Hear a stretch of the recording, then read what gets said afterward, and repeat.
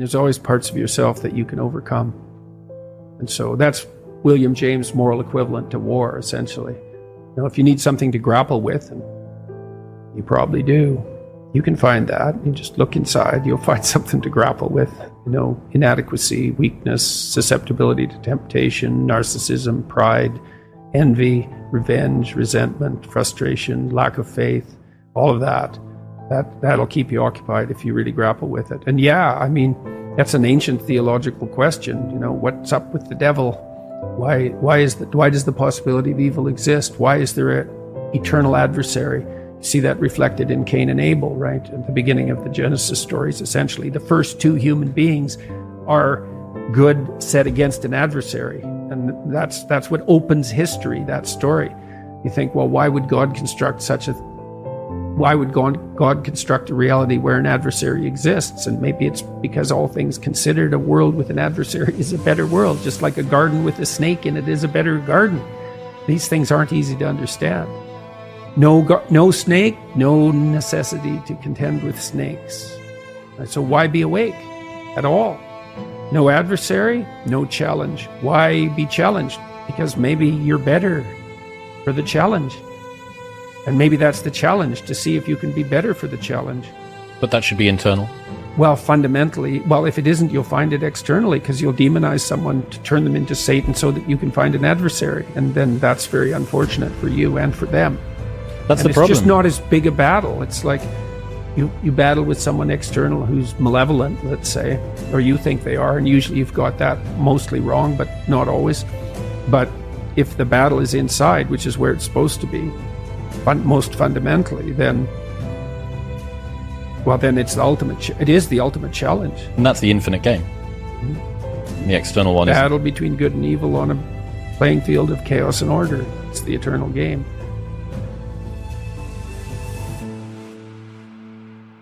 And, you can play that out in the external world, but part of what the religious enterprise is about, and the Christians have really contributed to this, is the notion that sacred battle is fundamentally spiritual, which is to say, in some sense, fundamentally psychological. It's to be fought on the battleground of the soul, internally. It's a subjective issue. How do you defeat evil? You defeat the evil in your own heart. That is how you do it. And so if that's all being acted out for you in the world, well, you've misplaced Satan. That's a good way of thinking about it. This is another weakness, I think, of the atheistic position, because it's pretty hard. It's easy in some sense to dispense with belief in the highest good, but it's not so easy to dispense with belief in evil. So that's a big problem. So then where do you localize it?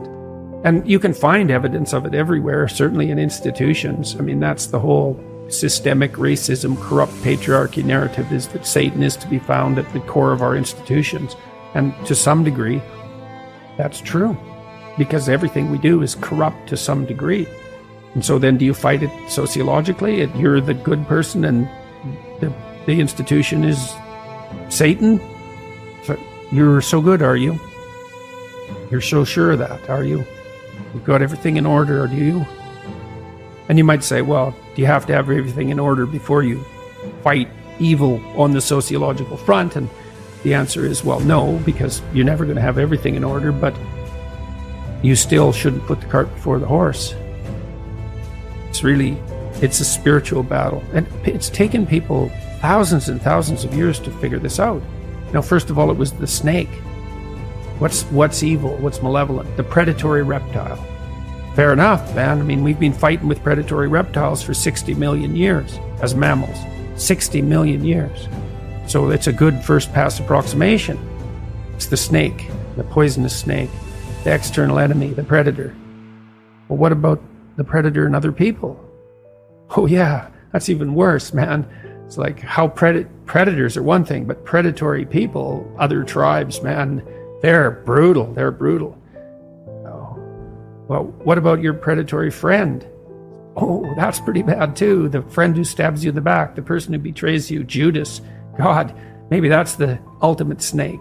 It's like, well, how about when you betray yourself? Oh, yeah. So you want to See, there's this association that's very strange that occurred in the development of Christian thought between the snake in the Garden of Eden and Satan. There's no indication in the original story that the snake has anything to do with the Lord of all evil.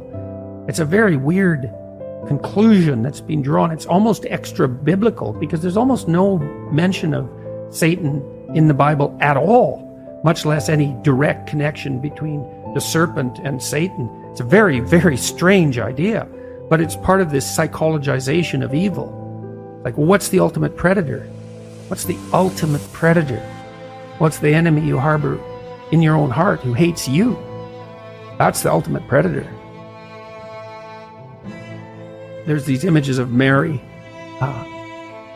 with her head in the stars and baby in her arms and her foot on a snake. It's like, well, that's the eternal feminine.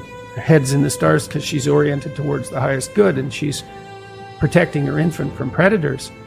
That could be an actual predator. That's been the case throughout not just human history, but mammalian history. Could be other people who are predators. Could be men who are predators. Could be her, who's a predator. The devouring mother.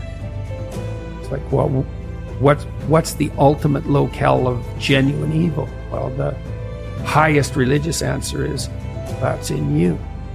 That's the proper place to battle it out. And I think that's true. I think it's literally and metaphorically true.